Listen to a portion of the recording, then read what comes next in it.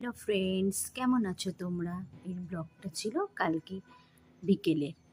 তো সন্ধ্যাবেলায় মেয়ে বায়না করলো আমাকে আজকে একটু কোল্ড কফি বানিয়ে দাও। তো আমি বললাম ঠিক আছে, তাহলে বিকেলে আর কোনো কিছু বানাবো না, তোকে তাহলে আজকে কোল্ড কফি বানিয়ে দিই।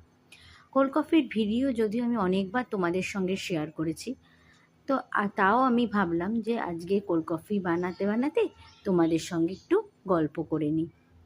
তো পুজো তো সামনে চলেই আসলো।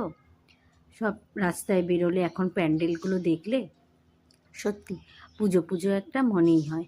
আর যখন আকাশে খুব সুন্দর রোদ ওঠে, তখন সেই পেঁজা তুলোর মতো মেঘ দেখলে মনে হয় কি সত্যি পুজো একেবারেই চলে এসেছে।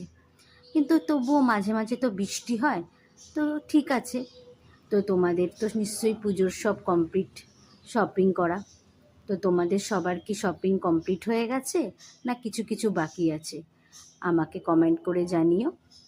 তো আমারও দেখো, তোমাদের সঙ্গে গল্প করতে করতে আমার কোল্ড কফিও বানানো হয়ে গেল। তোমরা সবাই ভালো থেকো, সুস্থ থেকো, আর পুজোয় খুব আনন্দ করো।